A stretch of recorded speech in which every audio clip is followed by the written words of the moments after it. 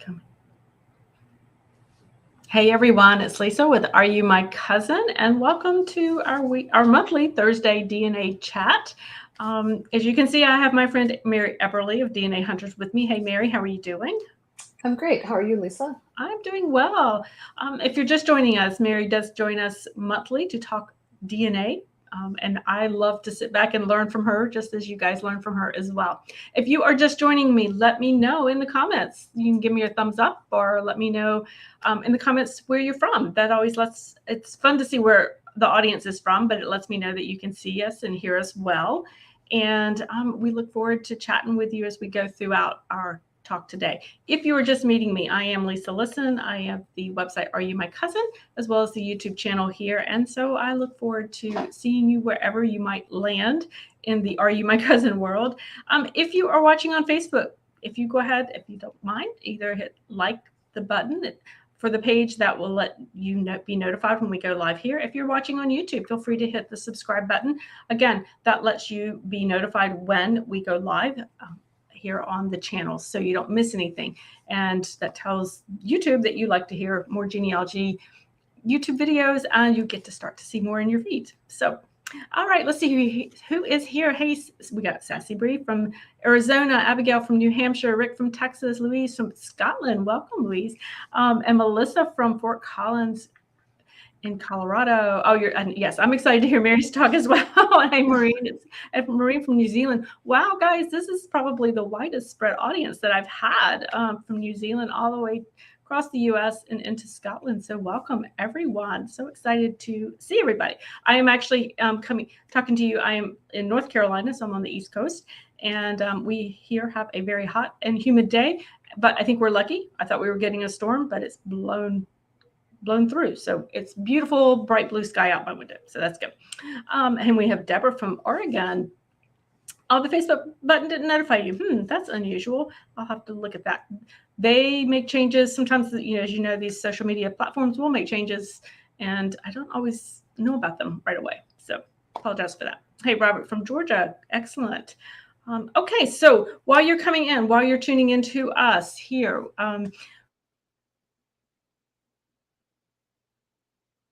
channel, feel free to subscribe because I do put out new videos once a week, usually on Tuesdays. Sometimes I'm going to sneak it in on a Monday, but usually it's going to be on Tuesdays. And so I don't want you to miss anything. It is kind of summertime. I've been sitting back a little bit more, just doing a little more behind the scenes things. So as we move into August and September, you'll start to see more fun and creative ideas starting to come out as well over here at Are You My Cousin? All right. So, we've got more folks coming in. Madison, Wisconsin, Patricia from Trinity. Wonderful. Nice to see you as well. All right. So if you have not met Mary before, Mary Eberle here is the founder, CEO, head person over at DNA Hunters. So she is my go-to person for DNA because I know enough to start to get by. I know enough to get myself in trouble. But when it starts to get complicated, as DNA does quickly, as we know, she's my go-to person. And so I'm excited to have you, Mary, again here with us today. Thank you so much for coming today. Oh, thank you. And thanks for having me. You are welcome. Guys, I will tell you, if you have missed any of the past Facebook Lives, Facebook, YouTube Lives that I have done with Mary, or any of my live streams that we've done either on Facebook or YouTube, you can find them on YouTube, and you can actually find the past ones on Facebook as well. So just go into the videos section at Facebook and you can find the past ones we've done.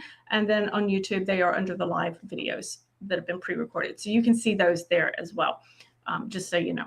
All right, so we are going to jump right into things today because Mary came up with this really interesting topic that I thought I knew I needed it right away. And so I thought that you guys might as well. It's about exploring those collateral relatives that we know are important in our genealogy research. We're used to doing that, certainly on the paper form, but how do we do that and incorporate the DNA piece of it with those collateral relatives? So Mary, I am so excited about doing this. Are you anything you want to say, or do you want me to go ahead? You ready for me to go ahead and bring up the presentation, or what do you think?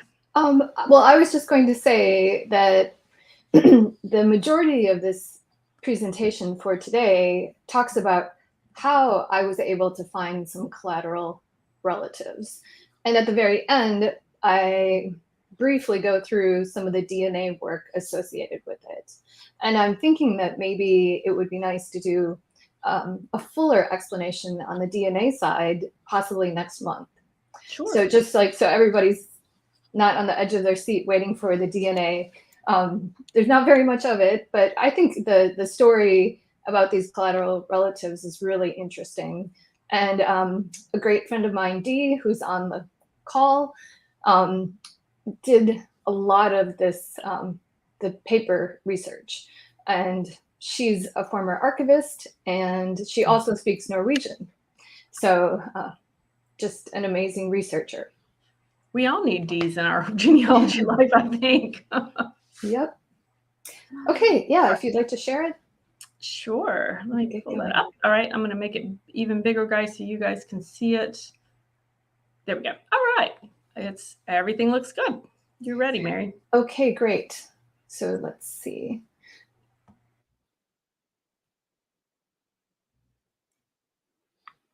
Did that advance the slide, Lisa?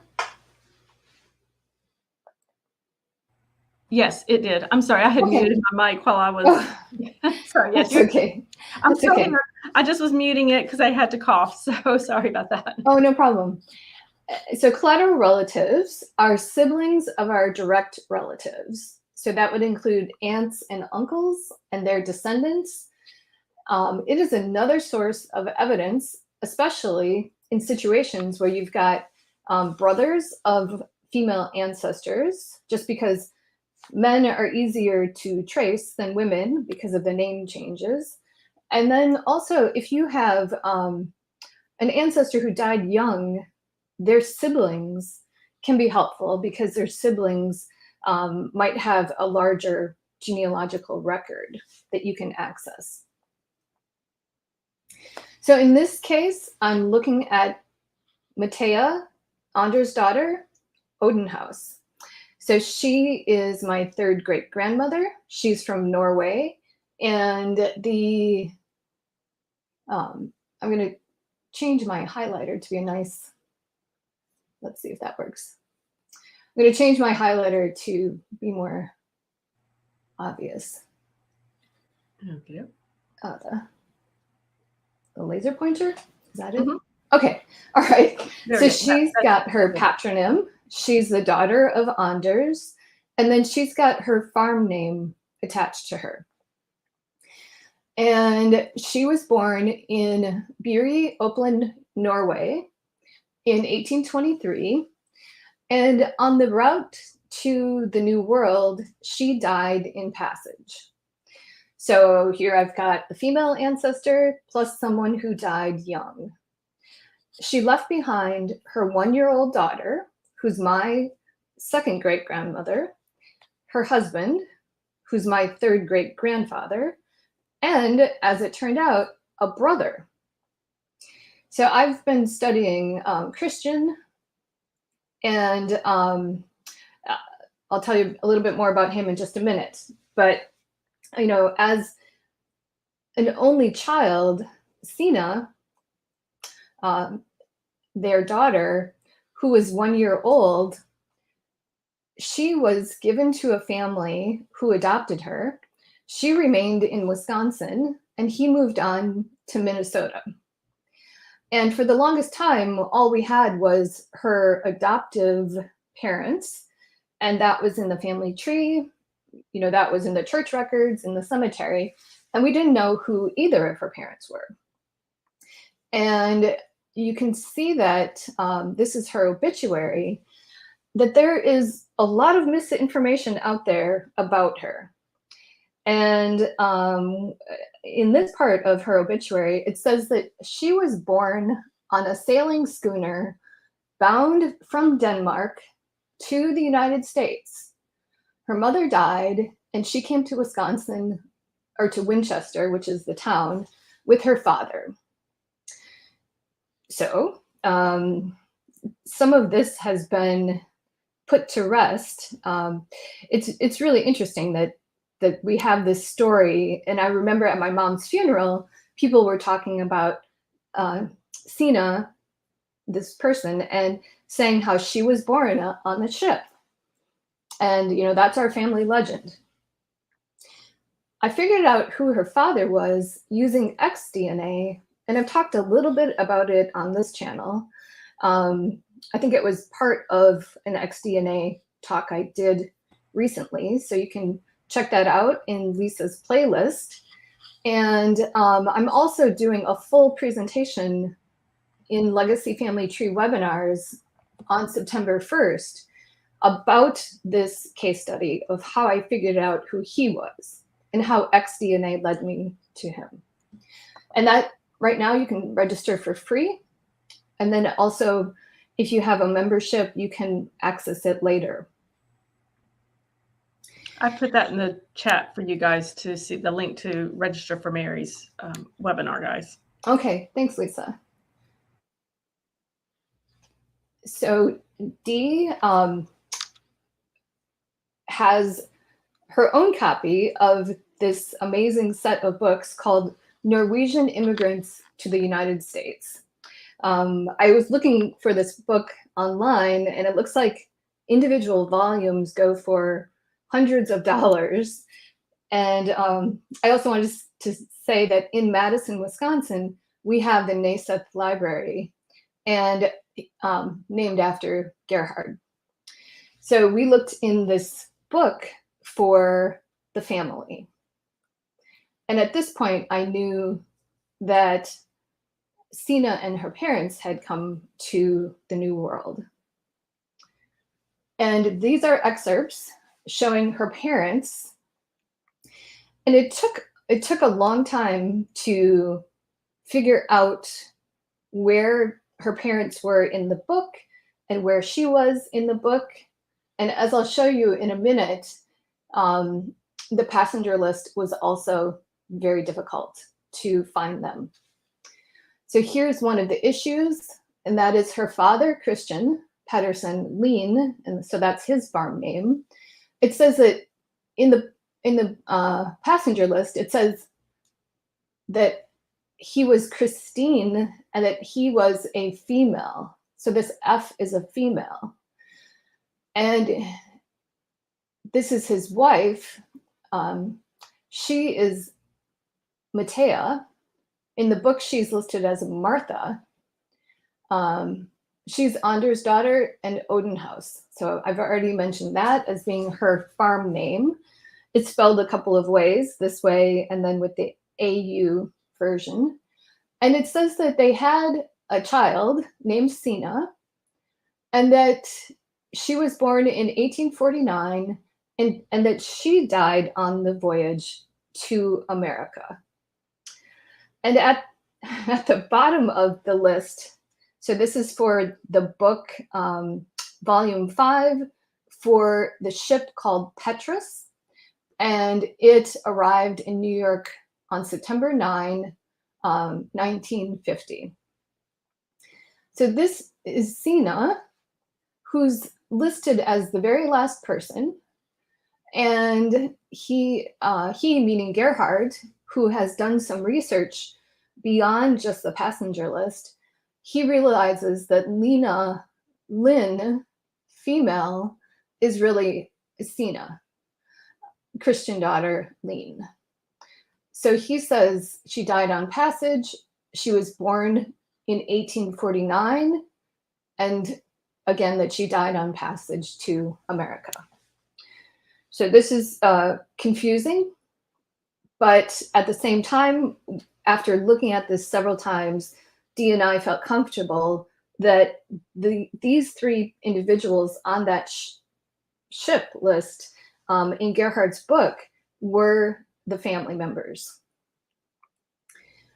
And if we go to the transcribed passenger list, and this is on norwayheritage.com, we find what Gerhard was working with. So here's where it says that my third great grandfather was female, and it's got his name as Christine and his wife as Martha instead of Matea. And they are listed together. You can tell from the numbers. And then at the very end, there were only 159 people on board. And here is their daughter listed as Lena Lynn, and no age, although she was a year old, and that she had died on voyage. And this is my second great grandmother. So I know that she survived. She died when she was 80 or 90. So something isn't right. They got the passenger list wrong. When I was looking at the page that the family is on, well, the parents in particular, because Sina is a page or two later, I noticed this Oudenhouse person, and it says Olay Anderson, so that's consistent. Matea is Anders' daughter, and then they're both Oudenhouses. And this says he was 21, male, and son of Anders Oudenhouse and Karen. And those parents are the parents that I had come up with for Matea. So it looked like this was her brother. He's younger, and he wasn't listed on the passenger list in that family group. But at the same time, if he was a younger man, he might not want to hang out with his sister and her family. So this is what got me going on that Collateral Relatives, was wondering, and this was just a week ago, wondering who is this Olay Anderson, and can Dee and I find him? Here is the passenger list. This is the closest person. He's 21. He's Olay, and it's not easy to read. They transcribed it as this with a lot of question marks. I did add him to my family tree as a collateral next to his sister Matea. So assuming this is correct, that this is her brother, I added him in to see what I could find out about him. And in terms of Norwegian records for Olay, I assumed that he had the same parents and birthplace as Matea, and that he was likely baptized in the same place that she was. And on Ancestry, I came up with a record from Norwegian select baptisms, giving me a baptismal date that is consistent with him being 20 or 21. The location is correct. She was also baptized in Faubourg. And the father is Anders Oudenhouse, and the mother is Karen. So, sometimes when you enter things in Ancestry, because you want it to tell you, or you want it to look and see, well, are there any records for such a man or such a person? And they presented this, and I saved this to his profile. This is from the Norwegian archives, and this is his baptismal record. And we've got the April 12, 1830 date. He's Olay Anderson, or I'm sorry, his parents are Anders and Karen Oudenhouse. And here are the witnesses. So this is nice to be able to go back to the Norwegian archives, and Dee was a tremendous help for that. So this looks good. It still seems consistent with him as her brother. Dee also found his outgoing record. So this is where the minister will create a document for somebody leaving the parish, and they will take that document with them to the New World, and then they can present that to the new church to show that they are somebody in good standing. And this is very difficult to read, but here is that Olay Autenhaus. And this part details means basically young man. So here's that Autenhaus name again, and he's leaving for America with a K. And the dates made sense that he ended up in this log of people who are leaving a couple of months before the ship sailed, and this appears to be him. So we've got these two records from the old world, and now I'm wondering, is there anything in the new world? And I added a hypothetical residence for him in the same town where his niece was adopted and raised. And so I said 1850 because that's when they arrived, and Winchester, Wisconsin. And then I made a note saying, I'm adding this in case he went to Wisconsin with his brother-in-law and niece. So his brother-in-law is my third great-grandfather. He left Winchester and went on to Spring Grove, Minnesota, and leaving the niece behind with a family who had just lost their daughter. And I thought, that would be one logical place where he could have stayed. They initially went to Muskego, Wisconsin, which is kind of a landing place for a lot of Norwegian immigrants. And from there, they went typically further west. In this case, it was mostly north because Winchester is near Neenah, Wisconsin, Oshkosh, Wisconsin, that area. And I just thought, well, where would he have gone? And I did ask Dee whether he might have just stayed in New York where they landed.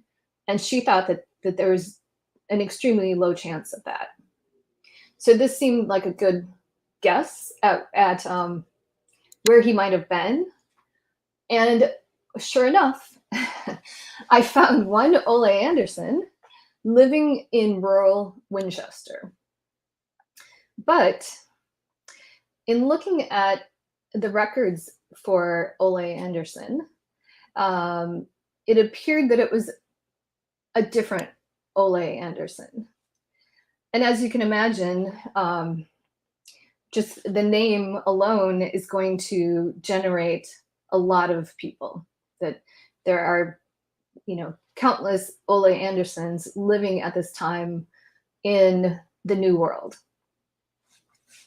So at this point, I think we're thinking that this was not our Olay Anderson, and that means I need to stop and widen the search to all of Wisconsin or other places that Norwegians go. So maybe Minnesota, North Dakota, and places like that. So this is interesting. In terms of the New World, I'm at a bit of a dead end with this specific Olay Anderson, but I just need to pick up the pieces and keep on looking. In terms of looking for DNA matches, and it's probably best to start out with, well, why would I look for DNA matches?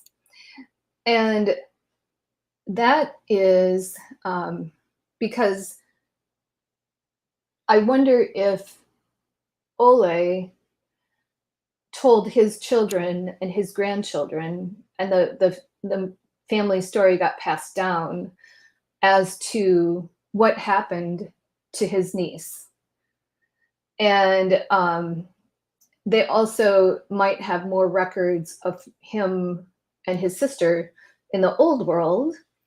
And, it's just nice. It's nice to figure out the pieces of the puzzle.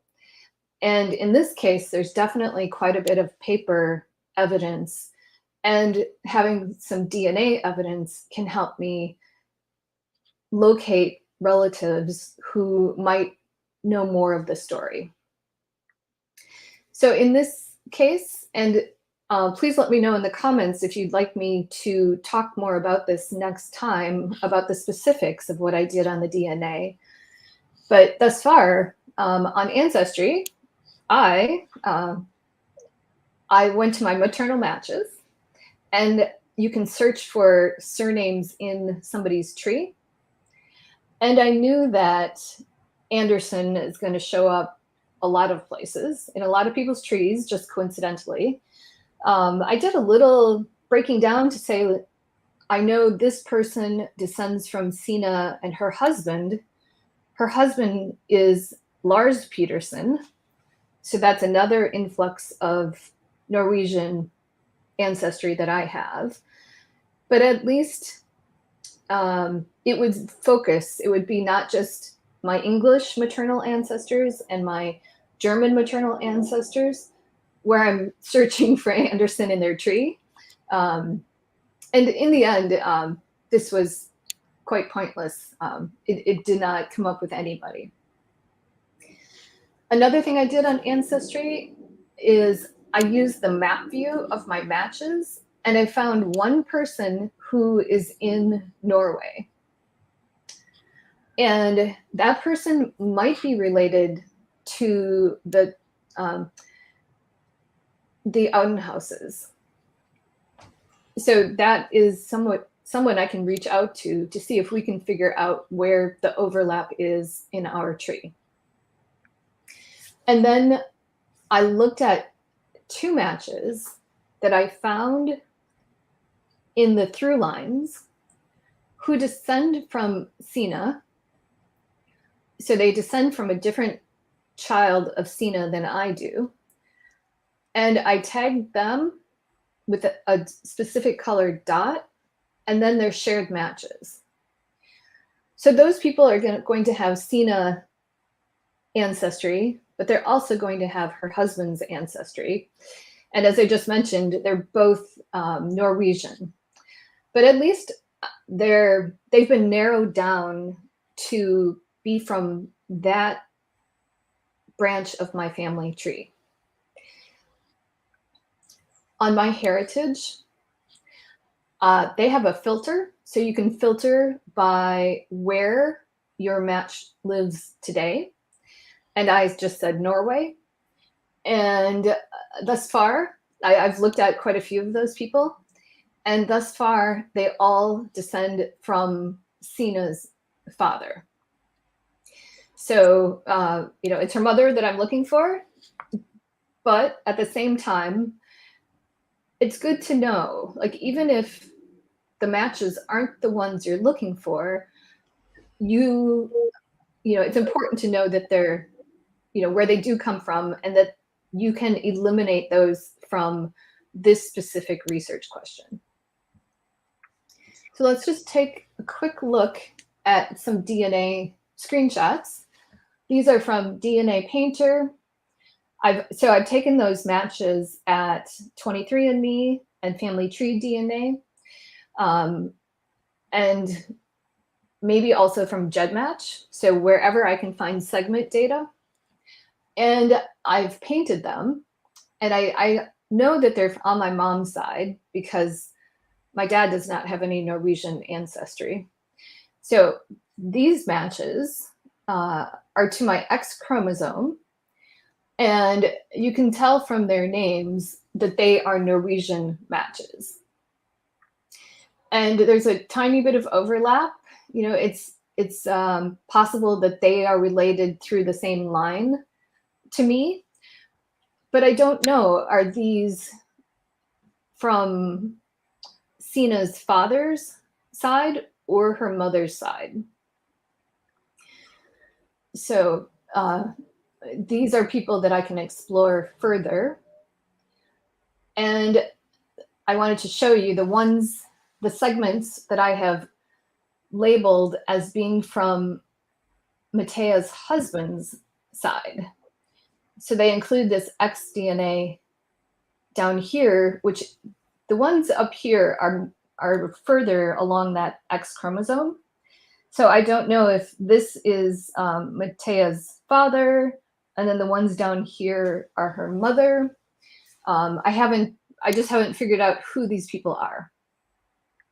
And then you can see I've got some on chromosome 1. So virtually the same location, but 2 different people. And then a couple of segments on chromosome 7 and 1 on 13. So if I find another Norwegian match who maps out to here, I'll know that is from Matea's husband's line and not her mother's. But if there's a Norwegian match out here, then that opens up the possibility that they're through her mother, the person I'm looking for. So that's how I'm looking to use the DNA segments. A very broad overview of how I'm doing that, but it's nice that I have at least some of these mapped out. And then of course I've got Sina's father, who's also Norwegian.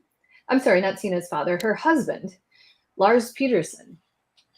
So that's another source of these DNA segments. So it's interesting. I feel like it's this puzzle and it's been really fun to combine the paperwork with the DNA work and see what we come up with, what's consistent, what's not consistent. And I've had a chance to reach out to some of these matches, and it's just been a very, very interesting 1 week. Huge leap forward in terms of researching this family. That was amazing. That's amazing progress. I know, and I know you've been working on this particular line for quite a while now. So I love your idea of doing a part 2 to really look, now that you've got the background piece of it, what is that actual, how did that DNA going forward, what that looks like, say next month, if you're able to do that, that would be fantastic. I think it's an important thing that it's, because we do the DNA, it's so important we do that background first, that we can't you couldn't solve this necessarily with just paper, and you can't really solve it with just DNA. It's got to be both of the ways together. So yeah. Right. It's a great intersection of the two. Yeah. So guys, if you have questions for me, feel free to drop them in the comments below, and we'll catch a few of those for us. So I know Catherine was saying she was able to find a distant cousin to do a Y-DNA test because she researched her second great-grandfather's descendants through his second wife. And so you got it all upgraded to the big Y700, which good. We've talked about on our live before as well. So exactly, trying to find those collaterals can be so, so helpful when it comes to testing these out. And Catherine was also saying, we were talking about over here in the chat, how you were talking about how the different names and the spellings, and how like the Lena versus Sina, and how the L's and the S's can be very easily confused in the old script. I know with the last name of Listen, researching that, definitely have seen that confusion with the L and the S, and how easy it is. Even when I know what the name is supposed to be, even if I know who I'm looking at, sometimes I have to stop and make sure, because there actually is a separate Sisson line that's totally non-related. And so it really it gets confusing. I had a gentleman stop me. You know how you sign into, when you visit archives, you have to sign in, and I'd signed in with my name. Listen, and he's like, I researched the Sissons. He said, I just need to know, is there any crossover? He said, is there any, how names evolve and change? And I said, no, this one I'm pretty sure on this one. Unfortunately, couldn't help him out, but it was really interesting. He'd stop me. Genealogists, that's what we do. We stop people on their names. So right. So yes, definitely could see how that would be an issue with the writing. And were the book that you mentioned, I did want to ask, were you able to see a lot of the originals, or were you mostly having to go off transcriptions on those? So the book has all the Norwegian immigrants to America over a certain time period, and he ordered them based on the passenger list. But Gotcha. then there are you can tell there's more research that he has done. So, for example, he ended up with Olay's parents. He ended up with some marriage dates, and there was like a little abbreviated explanation of where he had done the research. Oh, well, that's nice. So for that, that, and then on the passenger list, you can click to see more about the person or make changes, and that link has been broken the last week or so at least. Oh, that's unfortunate. Yeah, that's unfortunate. Yeah, and it's just, I feel like talking to any of her descendants, they're going to have the same family story that I was told. And Dee actually found her baptismal record and her outgoing record. So when the family left Norway, they went to the minister, and he's got an entry in the log of the papers he produced, showing the family of 3 together. Oh, wow. Nice. So she was born in 49, and they got on the boat in 1850. So she was a 1-year-old when she came here, and the birth date that was in everybody's tree actually postdates the arrival of that ship. So that was another, like, this is not right. Exactly. But she grew up thinking she was born on a ship coming from Denmark, which I don't know where they got Denmark from. The community where they lived, it was called Winchester. So there were English immigrants, and some of my English ancestors lived up there. But it also has a huge Norwegian population. So it's not. Who knows who wrote that? Who wrote the obituary, right? Right. And, and maybe there were a few Danish. I don't know, but for sure there. When you walk through the cemetery where her headstone is, it's the Larsens and the Andersons and the Olsens and different spellings of Olsens, and it's full of Norwegian immigrants. Well, Norwegian and their descendants. Yeah. Oh, I'm sure. Dee was saying back about we're talking about the S and the L, that the example was Souther or Sooth, which is often misindexed as Luther. Yep. You've always got to know what those common letters are going to be to find. It was great detective work on your part and Dee's part to sort that out within that document, because that took a lot of knowledge, certainly of Norwegian naming patterns and how Norwegians, how the names went. I do primarily southeastern research. My ancestry is very, British and UK, or just throughout the UK. Farm name never enters my mind when it comes to looking for something like that. So it's it's so important to understand those records. So. Right, and I think there are some patronyms in England, right? Like Nelson, Johnson, that kind of thing. But I think I think that's from the Viking heritage of some English families. Yes, but it seems like the patronymic system ended with the immigrant. Yes, it's not something I have to deal with in my personal research when I am doing that as well. So, and I am 4% Norwegian, just saying. All right. So anyway, so we'll wrap it up.